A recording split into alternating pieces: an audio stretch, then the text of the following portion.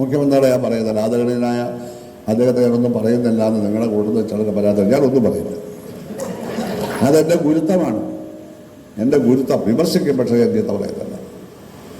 അദ്ദേഹത്തിൻ്റെ ചെറ്റയെന്നല്ല, ഇനി വറ്റ മത്സ്യമെന്ന് വിളിച്ചാലും ഞാൻ ചീത്ത പറയുന്നില്ല. ഞങ്ങളുടെ നാട്ടിൽ ഓണാട്ടുകാർ ഇവിടെയും കാണും ചെറ്റപ്പുര എന്നൊരു പ്രയോഗം.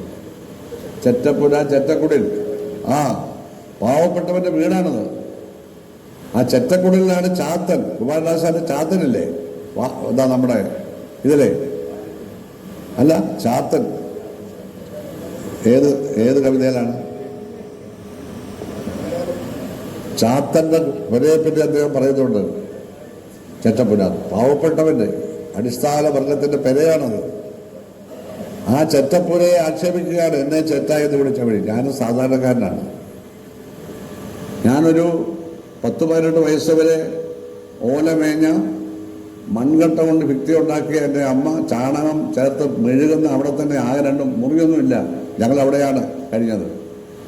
പിന്നാണ് അനുജനൊരു ഭയങ്കര ജോലിയെല്ലാം കിട്ടിയപ്പോഴാണ് ഒരു സാമാന്യം ചെറിയൊരു വീട് വെച്ചത്. മനസ്സിലായി? ഇപ്പോൾ ഞങ്ങൾ 20 സെൻറ്റ് സ്ഥലവും ആ വീടുകൾ വിലയ്ക്ക് വാങ്ങിച്ചതാണ്, മറ്റേ വീട് പോയത് ഞങ്ങൾ വെച്ചതൊന്നും. അപ്പോൾ ചെറ്റായെന്ന് വിളിച്ചതിൽ ഞാൻ അഭിമാനം കൊള്ളുന്നു. കാരണം ഈ നാട്ടിലെ പാവപ്പെട്ടവൻ്റെ ചെറ്റപ്പുരകളുടെ പ്രതീകമാണ് ചെറ്റ എന്ന് പറയുന്നത്. എന്നാൽ ദീപോട ചെറ്റ എന്നുള്ള മാത്രമല്ല അർത്ഥം. അദ്ദേഹത്തിന് മലയാള ഭാഷയുടെ അർത്ഥഭേദങ്ങൾ അറിയില്ല,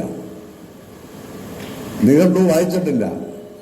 അദ്ദേഹത്തിൻ്റെ നിഘണ്ടുവിൽ ഇതിൽ മോശപ്പെട്ട ഒരു വാക്കില്ലെന്നാണ് പറയുന്നത്. എത്ര നിഘണ്ടു താങ്കൾ വായിച്ചു? ഞാൻ ഈ ലോകത്തുള്ള എല്ലാ ഇംഗ്ലീഷ് നിഘണ്ടുവും വായിച്ചിട്ടുണ്ട് മൊത്തം.